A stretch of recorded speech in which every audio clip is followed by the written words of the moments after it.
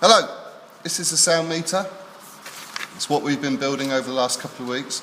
I thought I'd build one as well just to prove it does actually work. It's based on a simple LM386 amplifier, and that amplifier is situated in the top left corner, and on the schematic or on the design it's this part of the design here. The signal comes out of pin 5, this pin 5 there, and it's fed down and eventually it arrives at this capacitor here, and then it goes through to the speaker there. You see the speaker there. This design is fed by 9 volts, but it can go up to 18 volts, and it will work on as little as 3 or 4 volts as well. It's drawing 21 milliamps of quiescent current as we speak.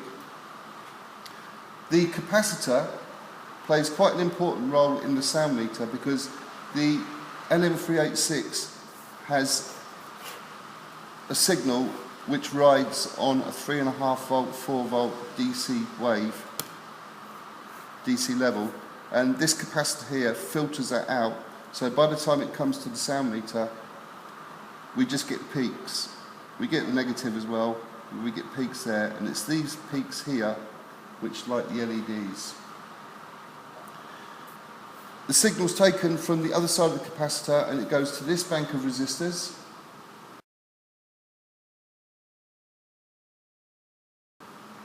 And this bank of resistors is designed in such a way as to make it more difficult to light the red LED, so we have to have a much higher signal to light the red LED than we do the green ones.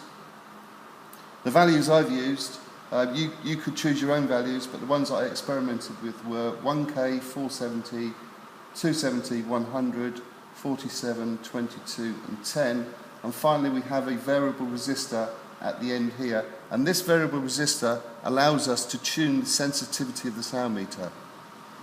It's quite important, and the one that I've used is a 5K variable.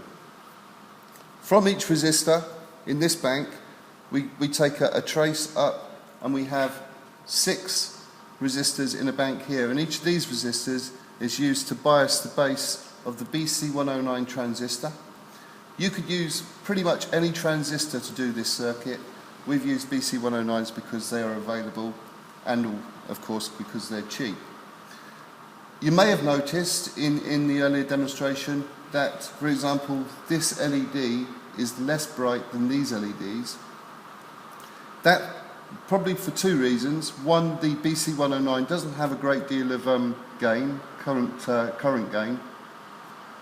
So to compensate for that, you could change the value of the current limiting resistors here as you go down through the circuit, just to make sure they light a bit brighter. The LEDs also have different switch-on voltages, which will dictate how much current can flow through them. So they are things that you would need to look out for. The design process for the sound meter started on multisim. So I did a multisim simulation of this part of the circuit, and then once I got that working I took it onto breadboard, and finally we then take it onto PCB. Breadboard is extremely cheap, easy way of simulating the circuit. You can change any of the components very quickly to find the best combination without doing any maths, pretty much without doing any theory as well. Although theory does help of course, but just to chop and change, it's really good for experimenting to find out how various components affect the signal, how they affect the sound. And it's as I say, a great way to experiment with electronics very fast. And that's pretty much it. Okay, thank you very much.